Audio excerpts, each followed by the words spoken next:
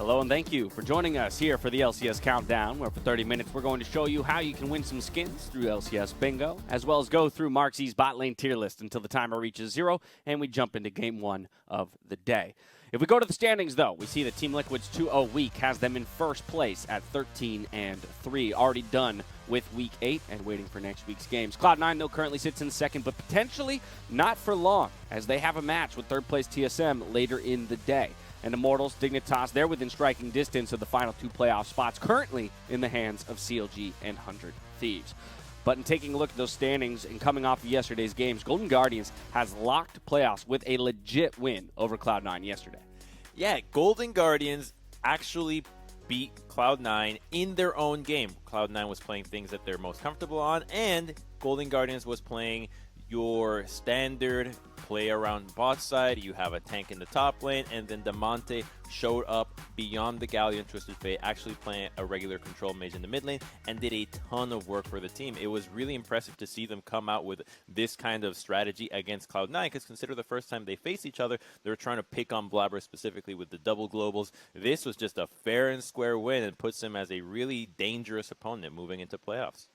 Yeah, I think that's why it's also equally scary for C9. Yes, Golden Guardians is looking a lot better for playoffs, but like Crumbs is saying, this was a pretty standard draft. You know, this is a lot of bread and butter champions for Cloud9 that they lost on, and they didn't make one of these catastrophic early game mistakes where they just, punt the game away. Like, they got outplayed. They were playing okay on their comfort champions, and Golden Guardians was just better. And that's really scary when you also consider the fact they're 2-4 in the back half of the split. C9 is starting to slip, it feels like, and other teams are catching up. Yeah, at best, they can hope for a 5-4 back half, as you just mentioned, Mark, with 3 more games left to play. But, coupled with Cloud9 slipping is the fact that TL seems to be running it up the table now in first place, solidly in control of that first place bye. Yeah, I think before this week, we were kind of finally becoming comfortable being like, Team Liquid is going to be one of our top 2 teams. They're going to get a bye. That's pretty awesome that they can climb that way. But with Jensen performing well and Core JJ coming back to form, them taking first place is like a pretty solid first place. They're not even close when they're playing the kind of lower teams. They're very slow teams still, but they're very, very consistent, and they don't take these big risks. So them being in first place is going to be really hard to dethrone them, because I don't see them throwing away games. The schedule looks a lot easier for them moving forward, too. They had one of the easiest, so yeah, it looks like Cloud9 might be going in second or third. Exactly, fighting for that playoff bye as it stands. But in general, this kind of brings back a discussion around where originally we thought our top 2 were so well, sectioned off from the rest of the teams. And now it doesn't quite feel that way with Cloud9 looking to be challenged today by TSM. And so perhaps a bit muddier of a playoff picture than we expected, Mark.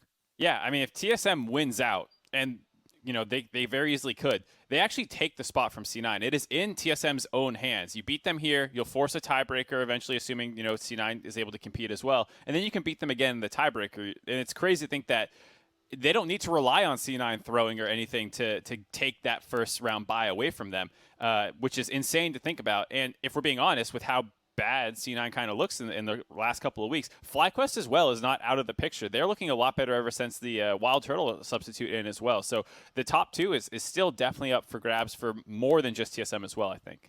Plenty of jostling and battling at the top of the tables, but Crumbs, perhaps more interesting than the battle at the top is the battle at the bottom. We've got Immortals and Dignitas hot on the heels of 100 Thieves and CLG at the moment. Couldn't have said it better myself, Dash. More interesting indeed. The bottom place race for playoffs is really exciting for me, because these are all the teams that are just trying to really come up with wins, but because they have been struggling so much that they have a hard time figuring out what it is that they need to do. And it's Dignitas and IMT that have the 4 wins that are really trying to make that end game push. That game yesterday, IMT was really important for keeping this bottom of the table race going. And if you look at the schedule, because CLG and 100 Thieves are holding that down, it's really likely that CLG ends up without another win. Their opponents are really tough, whereas Dig, Immortals, and even 100 Thieves have strength of schedule that are pretty easy to come up with some wins and at least give us a really convoluted tie scenario.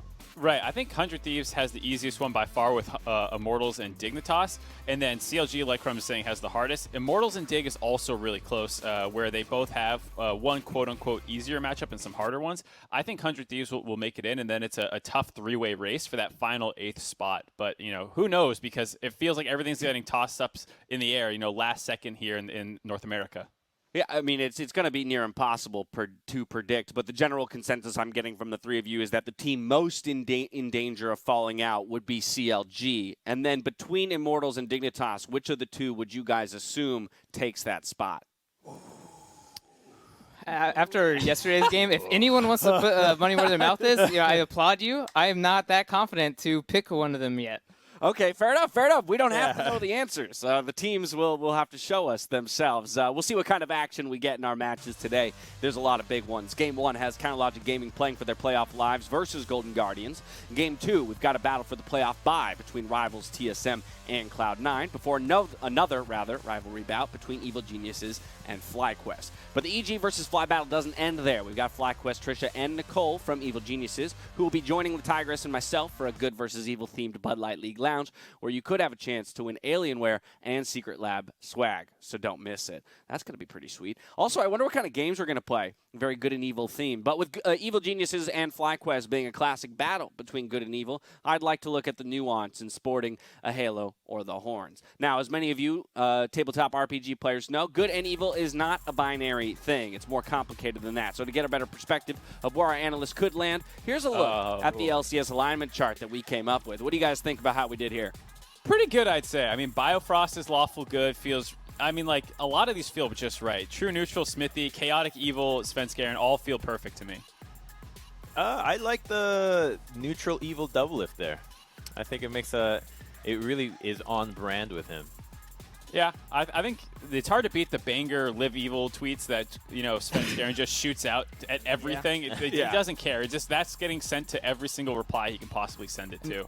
I will say, a lot of Evil Geniuses, I feel like fit in the Chaotic Evil of you don't really know what they're doing. It's very random, and it doesn't feel like they're wanting to help, themselves or others, or not themselves. They want to help themselves. They don't want to help others. That's what I meant. I mean, that's true Chaotic Evil, right? You're like, I don't even care about myself. Yeah, right. Exactly. No, it's very true. Very well spoken. All right, now with all of that in mind, let's continue our investigation about where you three analysts would land on the spectrum of Good and Evil with a couple of game scenarios. First up, picture this.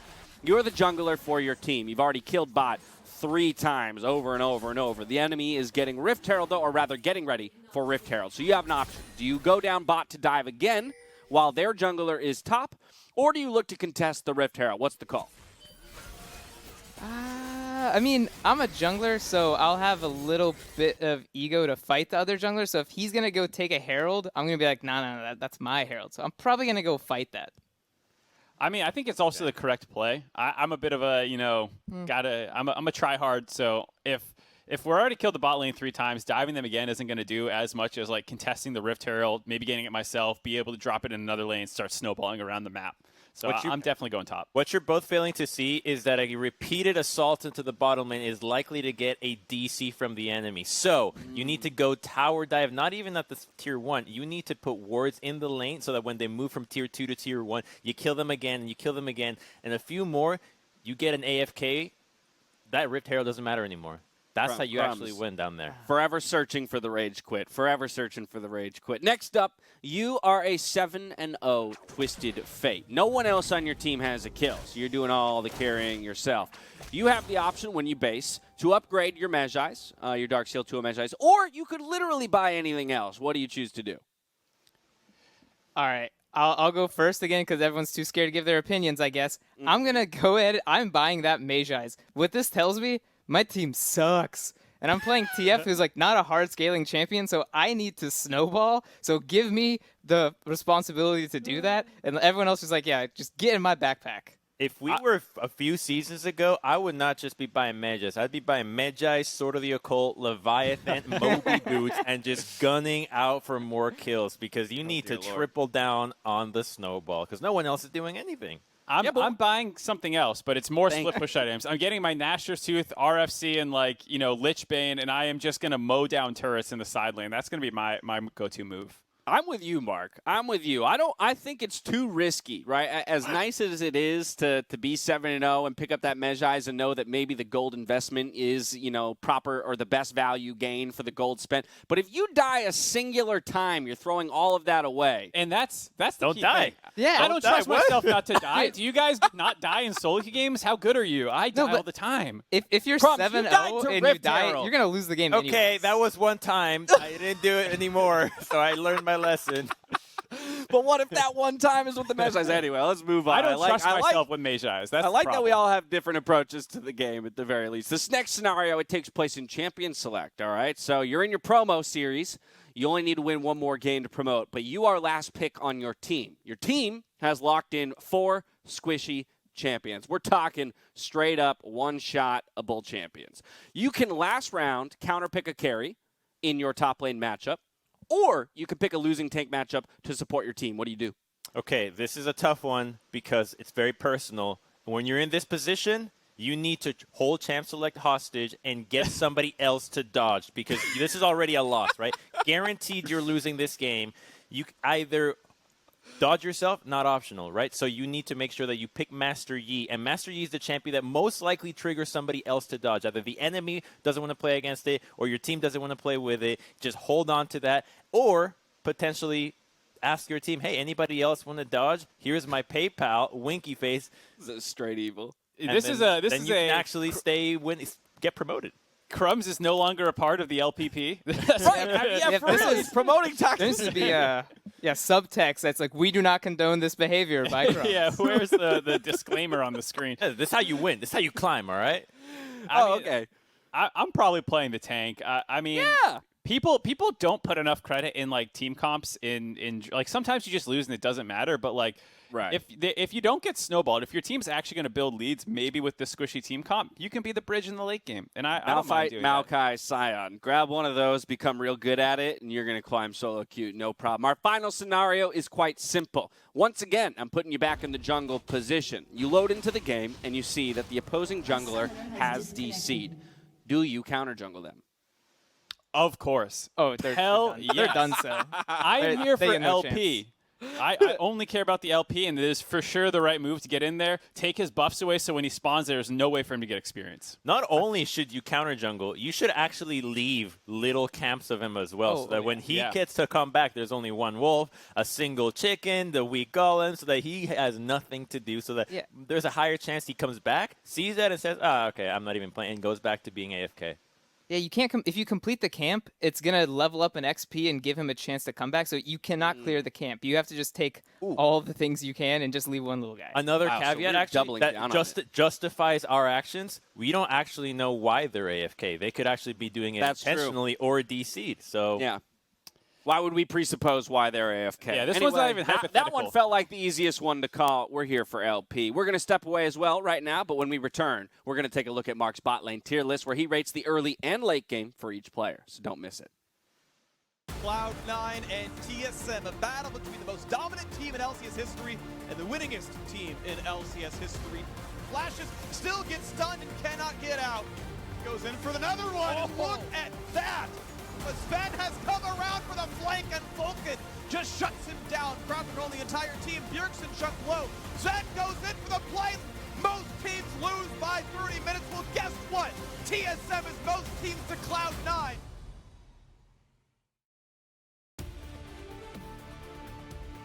Welcome back to the LCS Countdown, where we're zeroing in on the Cloud9 versus TSM rivalry, taking a closer look specifically at Cloud9's back half of the split.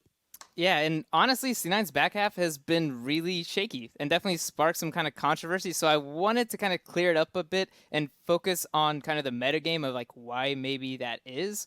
And the biggest things to kind of focus on are like dragons and barons, because these have been the biggest neutral objectives in the game, and they're kind of everyone's win condition. And here you see like Baron's win condition, or first Baron is 91.8% like win rate, and this has been pretty much there for all the existence of League of Legends. So this is kind of the objective everyone had in the back of their mind. But coming into this year, Dragon Soul's being introduced.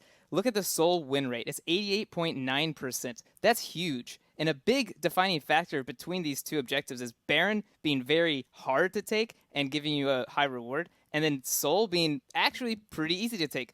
Dragon is very low HP. You can pull it out of the pit, and so you can have a nice team fight. So the fact that you now have an objective that's easier to take and you can start stacking from the early game kind of leads you away from these AD carries that C9 has been picking. They did the Lux Sona bot lane. They did the Wukong Senna. So these kind of things are allowing teams to forego the AD carry, because AD carries in these Baron positions were the primary DPS dealer to Baron. They were also the primary sieger for taking towers. But now that these objectives are so much more valuable in the game, you don't really need to go to the opponent as much.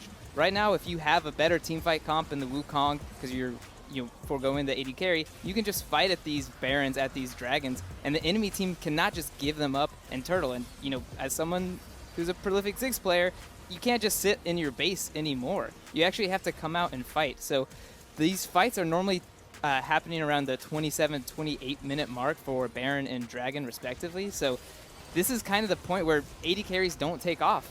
They really need time to scale. And since the game is a lot faster in the early game, you can just pick these comps that will team fight at these objectives, and that's how you can actually get the lead and close the games. So let me ask you this, or just jump in real quick, because how exactly then does this interact with Cloud9's performance so far? Because based on everything you just stated, to me it sounds like we would be fans of C9's experimentation and bringing more team fight-oriented picks to contest things like the Drake, and yet they're the ones who are suffering losses here on the back half.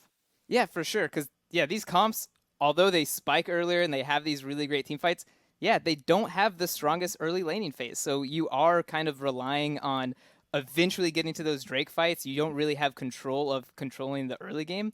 And another really big thing about it is they're very fragile. Just like an early game poke comp, if you die in the mid game, you don't have the wave clear an AD carry normally provides, and you don't have this late game insurance. So it is a bit of a give and take where you have this kind of power trough in the beginning and then you spike really hard in the mid game. It's definitely not good all the time. That was one of the criticisms that was thrown at Cloud9 early on, that they were so dominant, but that dominance was stemming from how well the lanes were playing. So it was a matter of this team is not likely to be doing too well internationally if they are too reliant on the laning phase, because in international tournaments, you're obviously going to meet your match when it comes to those laning advantages. And so now Cloud9 is just trying to figure out, how do we win without having to just stomp the lane phase. Right. So, so while some of the experiments have not necessarily been working for Cloud9, Mark, I think some of the assumptions are made that they can always return to the AD carry style. So let's flip over to TSM and look at the competition that Zven and Vulcan have today. C9's experimenting. TSM is also experimenting in a sense, but with players, more recently moving Treats into the support position alongside Doublelift. But let's identify Doublelift's performance alongside both of these two players. Yeah, I think Doublelift's actually played fairly well over the course of the split, given that TSM has had troubles. They've had to make roster swaps. He's actually done great in getting CS advantages himself. He's also the highest kill leader amongst marksmen, highest kill percentage as well, which means his team is relying on him to be a carry a lot of the times, where Bjergsen is on the Zillions and some of the more supportive play styles. Doublelift has been consistent all split in terms of being able to get advantages for himself. He does make mistakes. He also has a fair amount of deaths, but I'd say it's usually worth it because he's put in a position to try and carry harder. Any sense from the two of you if Treats or Biofrost? Oh, he's got good crumbs. I think the champion pool that Doublelift has is actually pretty relevant to what the meta is. Despite the wins or losses, him and Treats having a wider champion pool than Biofrost right now, I think is actually giving them a lot of flexibility in the bottom lane. There you have it. Well, up against Zven today. That game will take place in the second slot of the day, where Cloud9's bot laner Zven will look to shake off the team's recent losses. So before we get into where he ranks on the LCS tier list for bot laners, let's get a refresher of his history in Zven, oversimplified. With the playoff race heating up and Cloud9 aiming for a consecutive title, we'd like to give you a reminder of how Cloud9's bot lane Wukong God earned himself his first North American championship in Zven, oversimplified. First, let's go through his names. He's had plenty. He first went by Starher, then Niels HD, then Flo, then Zvanillin, before landing on Niels again, on Origin, where he'd make a name for himself in the EU LCS alongside longtime partner Mivy. After earning Rookie of the Split and subsequently attending his first Worlds, he'd land on his final name change so far and go into the 2016 season as Zven. In the summer of that very same season, he'd join Rivals G2 and start an era of European dominance. It wouldn't be until spring 2018 that he'd make his way to North America to join TSM. Despite goals of international dominance, Zven's experience on TSM would be riddled with consistent playoff exits and Worlds qualification misses. With whispers of his best days behind him, many questioned whether the trip to North America was anything short of a failure for Zven. Fast forward to spring 2020, where Zven would show what once made him the best bot laner in the West, earn first All-Pro bot laner, and eventually, finally, become the first player to earn both a European and North American title. And that's all you need to know. In Zven, oversimplified.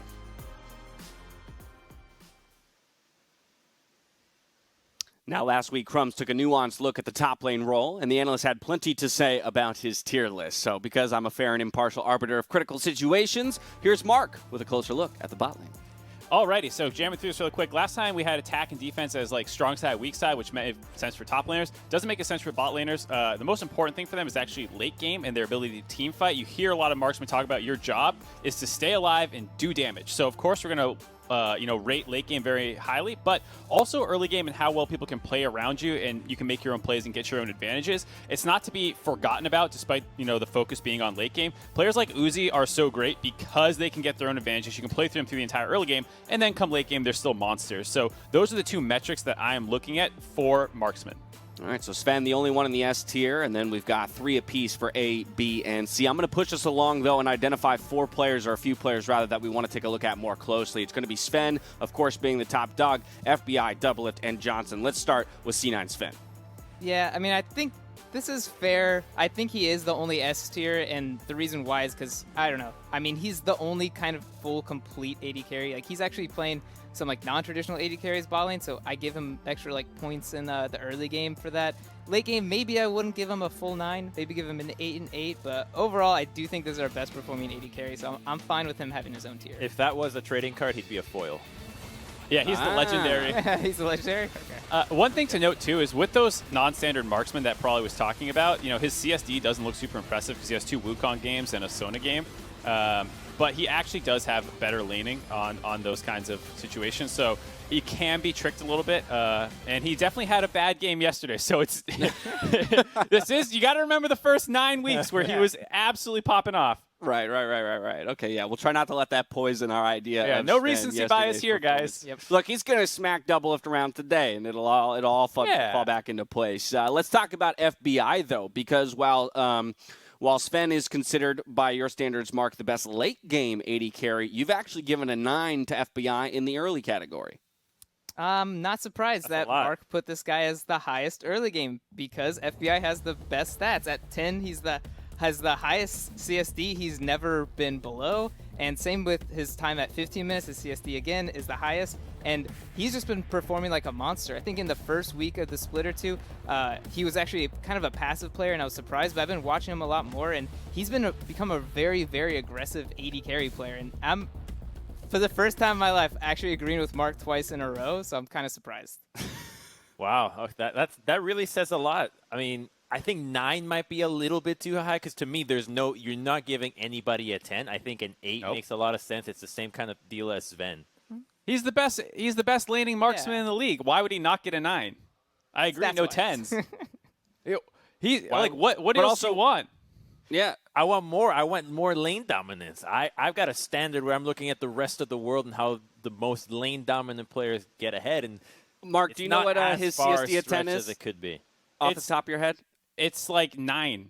And then he has even higher one at 15. So there you go. He's 9 CSD at 10. He gets a 9 in the early game. If he hits 10 CSD at 10, we'll bump him up to a 10. How about that, Crumbs? I can accept that. All right, perfect. Moving right along, TSM's Doublelift. Let's talk about this guy because he's been one of the perennial powerhouses here in North America as an AD carry, but he finds himself in the A tier, Mark, and suffering in the late game, it seems. Yeah, okay, so I actually think that this is pretty close to the list, but once again, I'm going to have to strike some criticism at the early game. Doublelift does get ahead in some laning phases, but there's quite a few where he actually just goes even or even falls behind. I believe it was just a few weeks ago going even against Stixxay, the bottom-ranked AD here in the early stage. To me, somebody like FBI that's nearing that same 9-8 would definitely get much further ahead. I have a question, actually, Mark. Okay, and maybe in your response to Crumbs, you could include it. How did the differing supports and the swapping of supports play into your rating of Doublelift? Did you give him some leniency because of that? Yeah, I think it's hard to not take some of these factors in. Like for laning phase, yeah, having swapping supports is probably going to matter a little bit, as well as just how good those supports are playing. If you're a great AD carry, but everyone knows support leads the lane, so if support is the one struggling, it's even harder to shine, I think, for a marksman player. And so I definitely give a little bit of credit towards Doublelift for that reason. I think many of us expect Doublelift's late game score to rise if they are going to contest for what would be an LCS championship. One player left to talk about, and that's Dignitas's Johnson. So Johnson was really quietly a super strong prospect in spring, and now looking like a 4-6. I think it might be, I agree with the overall 10 score, but I think he might be a little bit more balanced as a 5-5 since they're trying to put him more on utility type roles. So the late game carry factor goes down while the early game, hey, I can help out the laning phase and help people out alongside Afro and free him up to be an initiator, I think has been the better look for him in summer, which is why I think that the rating overall is accurate, but I'd like to see a little bit of a difference. What do you think about that one, Mark? I mean, I think it's fair. It's hard to place Johnson because it's team fighting for an AD carry. This is one of the things I was going to say about laning. I'm worried about who their support is. For team fighting, if your team is bad and you're a marksman, it's hard to play the game, man. And so, like, Dignitas is really struggling at team fighting. They have some okay laning phases. And so I have to imagine that Johnson actually having high DPM and being able to contribute to his team, being kind of in the middle, actually speaks to how good he is considering how bad Dignitas is as a 5-man unit. So maybe that's me reading into it a little bit more and wanting to believe that he's a better late game player than he is. But I can't imagine trying to team fight for a team with Dardoch and Phoenix and everyone just kind of going in and going crazy. It's an interesting conundrum to try and rank a player individually, and ignore their team's wins and losses and how they might contribute to it. To cap off Game Show weekend, though, the LCS is going to give you an opportunity to win free League of Legends skins in LCS Bingo through LCS Drops. All you need to do is be signed in on watch.lolesports.com and opt in for rewards. Then follow along while the analyst and the LCS commissioner play bingo. Each player has their own bingo card, and based on what drops trigger, you'll earn certain rewards. Now here's the catch. While the analyst can earn you a key plus accompanying Hextech chess and Masterwork chess, the commish, and I am legally obligated to say this, will give you the exciting reward of Blue Essence. Yes, that's important because the participant with the most squares filled will earn LCS viewers the highest tier of rewards. So please, literally anybody but the commish win for the sake of our viewers and fans at home. If you want a glimpse at their bingo cards, jump on over to their individual social channels or LCS Official, which has tweeted them out. I'm sure these guys will hit the retweet button as well so you can find them. Cross your fingers for some sweet, sweet loot. Which one of you thinks is going to be the one to take down the commish? Crumbs, you feeling confident? Oh, yeah. I told all of my followers that this is the best bingo card. They don't even need to look at other ones. Probably. You were the winner last time. You going to run it back? I won last. I completely forgot. I'm over this conversation. And Mark don't even talk. There's still a lingering dispute over last time's LCS bingo. There won't be this time around, I guarantee you that. With that, it's time for us to hand it over to Freak and Azale to get us into game one of the day.